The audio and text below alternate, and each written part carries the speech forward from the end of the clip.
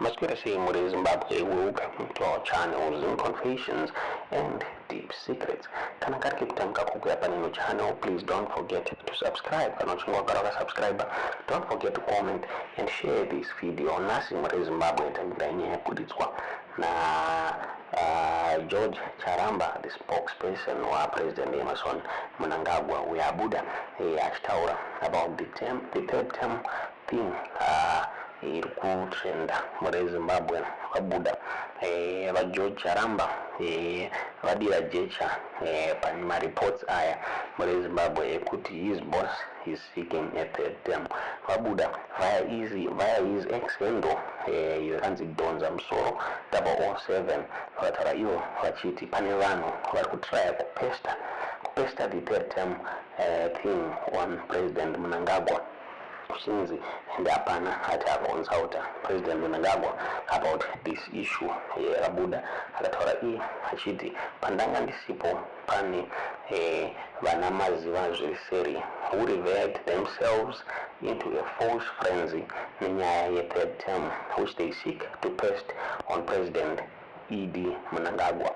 Makarangana navo kupi nai kuzvitekenyedza varume nevakadzi vakuru hamunyari ndo zvakabuda zvitaurwa na George Charamba pa ex-handle yake muri Zimbabwe. Akabvunzwa nenyaya ye-slogan yakaitwa yakabuda ichiitwa naTino Machekairi pamwe chete naVice President Kembo Muhadhi vakabuda vachichanda the slogan kuti 2030 president vanenge vachipo reZimbabwe. Charamba akataura iye achiti slogan anabasa, they do not change the national constitution. So did I hear you say slogans only in a dissolved party and under your disintegrating leadership do slogans change a national constitution? Abuda achitaura ivo vachiti kana vanhu vachida kupa president Mnangagwa a third term, there are certain procedures anofanira kufollowewa muri Zimbabwe. Zvikanzi zvine maitiro wazvinoitirwa wacho achizvida, not this habit of projecting false fear and then pasting them on the president muri Zimbabwe. Ndo zvakabuda zvakataurwa naGeorge Charamba vakataura ivo vachiti hakuna zvakadaro. President havanambobvira vataura kuti vachange varipo 2030 zvanzi just a slogan. Zvakare vaFarai Murapira vakabuda vachicomment on this issue vachitaura ivo vachiti the party I communicate through my slogans. ZANU-PF kana ichida kuudza vanhu about this issue ichataura.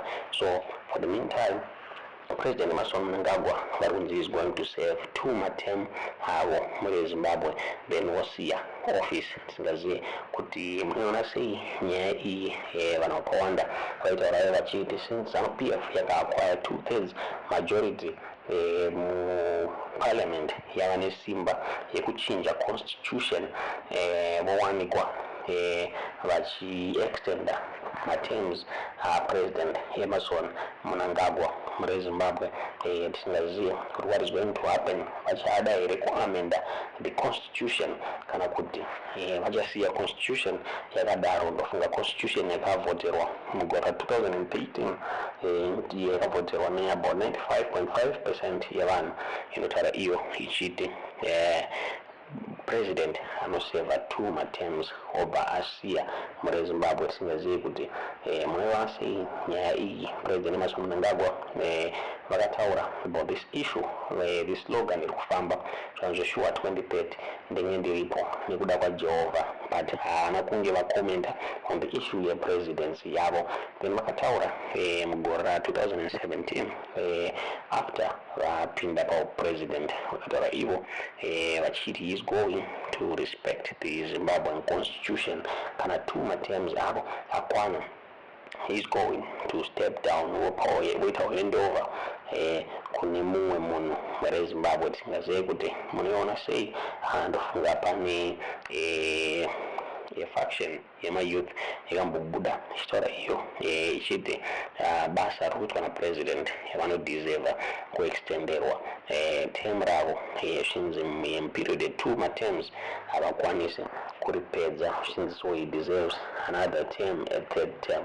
At the same time all veterans akabuda achitaura iwo achiti they are going to oppose this notion yekuti vaMnangagwa vapinde for the third time muri Zimbabwe. Tisingazive kuti munoiona sei nyaya iyi.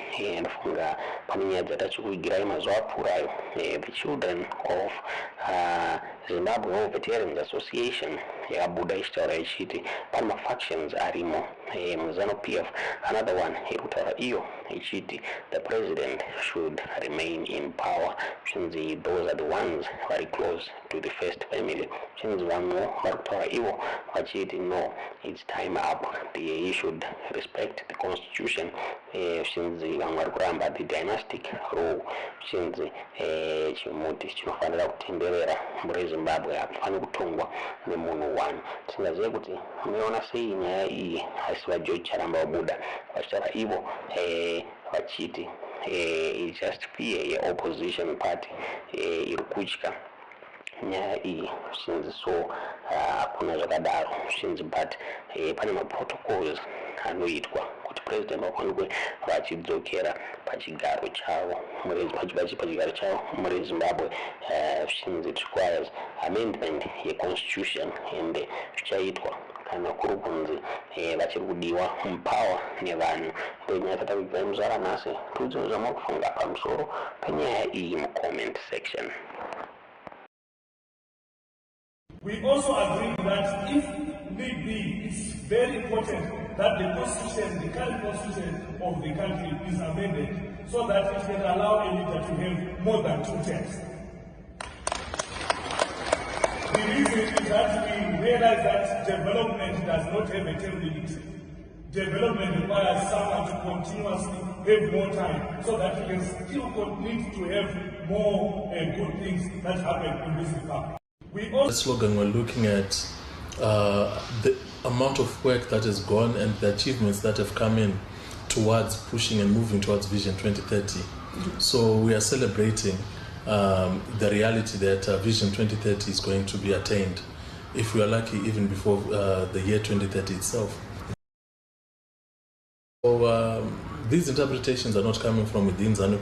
So proper channels through which the party communicates. Well, the party does not communicate through slogans.